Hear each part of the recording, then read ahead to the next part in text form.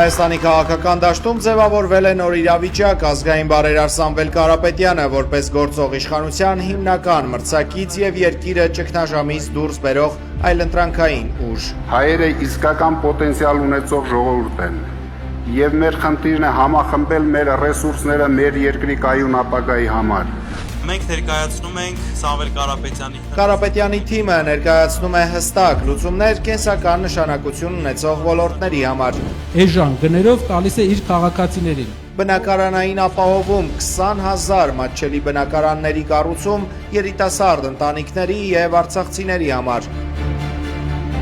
Յուղերում, համայնքներում մարդիկ տարիներով չեն գնում բժշկի, նրա համար որ չեն կանխատեսում, չգիտեն թե ինչ ծախսի տակ են ընկնելու։ Առողջապահություն, դեղերի շուկայի ազատականացում, գների կրկնակի նվազեցում եւ որակյալ եվրոպական դեղորայքի ներկրում։ Մենք պետք է դառնանք երկիր, որը արտադրում է, որը արտահանում է։ Սա մեր հավատամքն է։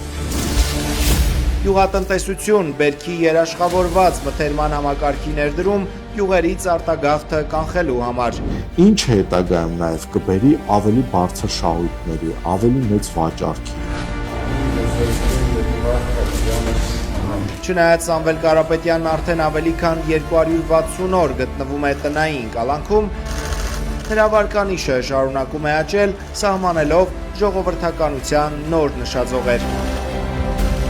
Իրավապաշտպաններն ու փաստաբանական թիմը արձանագրում են քաղաքական հետապնդման փաստը, որը հաջորդել է բարերարի որոշմանը չողջունել եկեղեցու դեմ արշավը։ Ունենալու եմ անմիջական մասնակցություն, եթե չհաջողվի քաղաքական գործիչներին, ուրեմն մենք էլ մեր ձևով ենք մասնակցելու այդ ամեն ինչի։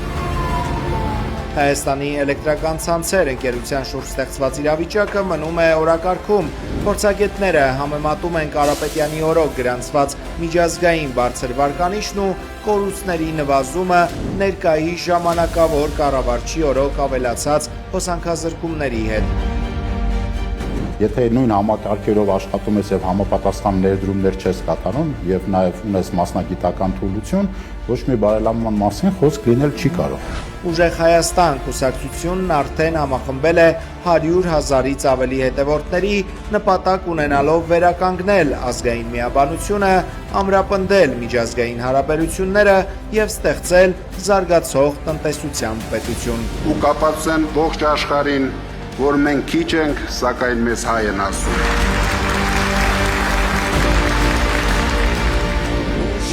Հայաստան, ազատ ու հզոր, խաղաղ ու կայուն է, ու ապագա